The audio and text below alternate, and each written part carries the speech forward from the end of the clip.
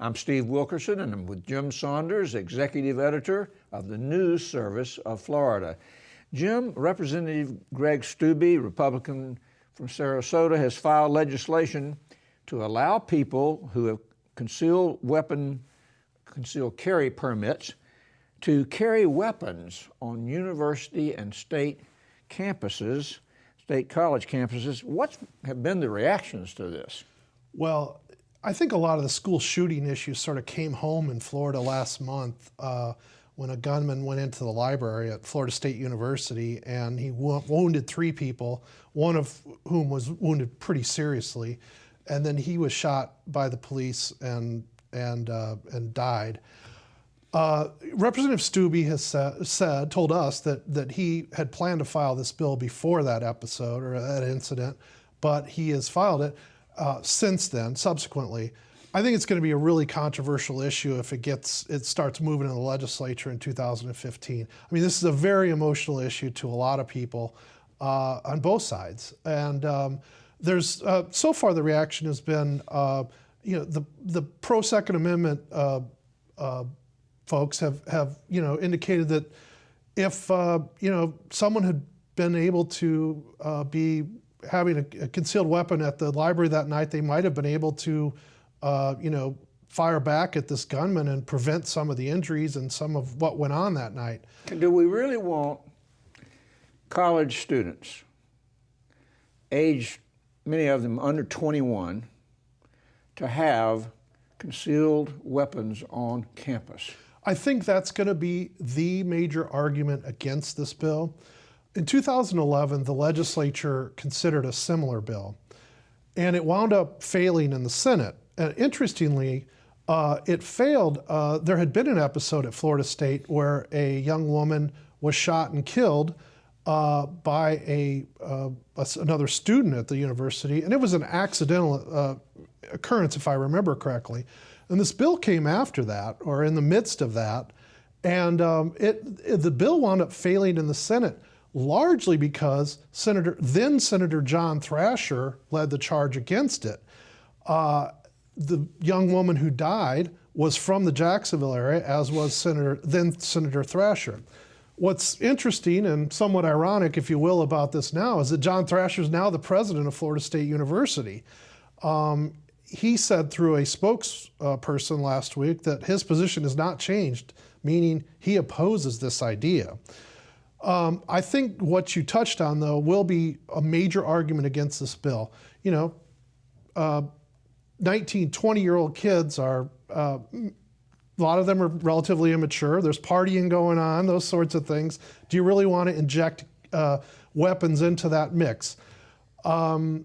I think there's probably some weapons on campus already that we don't know about, but that is going to be a major argument against this bill.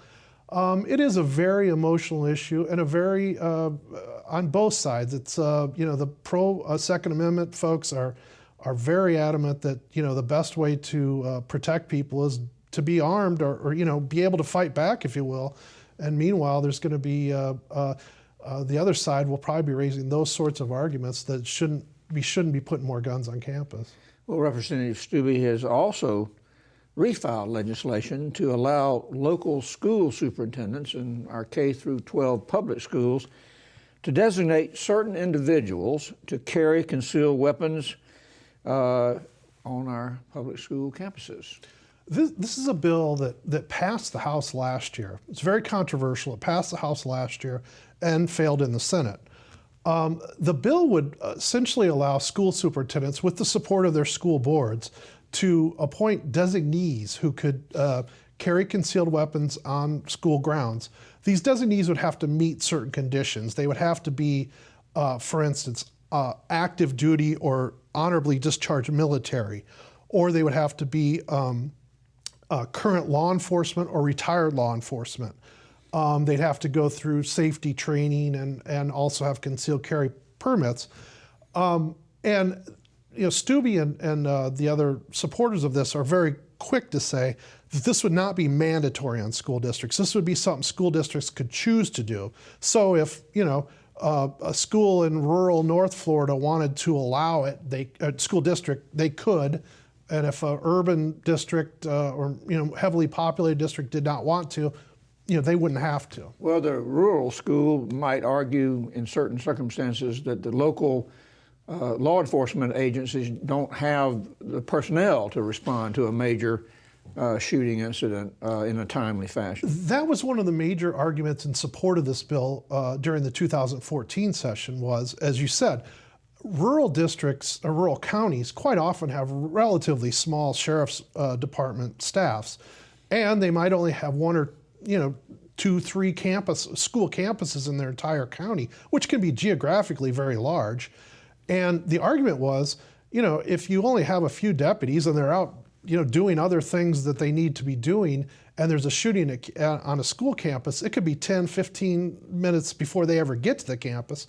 And it brought up things like Sandy Hook in Connecticut, where the shooting was over in a matter of minutes. As much carnage as there was, it wasn't a long time frame of that the shooting went on.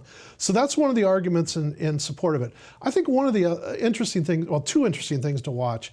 One is what the Senate's going to do. I mean, the Senate was not amenable to this bill last year. So, the House can pass it again if they want, but need 2 to tango on that.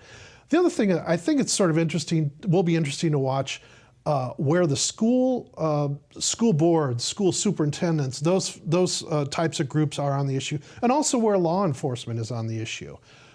We all know, and it's been proven again and again and again, that gun rights, Second Amendment groups, and particularly the NRA, is very influential in Tallahassee. I mean, when Marion Hammer, the lobbyist for the NRA, puts her mind to a bill, it has a pretty good chance of passing. Now, I don't know where how committed she is at this point to these bills. I had not talked with her about it, but there's going to be if these 2 bills on the universities as well as the public schools get moving in the legislature, they're going to be really controversial. Well, Jim, for 2014, it's been a pleasure working together with you with these interviews, and I want to wish you and your family happy holidays. You too. For more news about Florida politics and government, visit the Advances section of our website for the balance of this year and next year.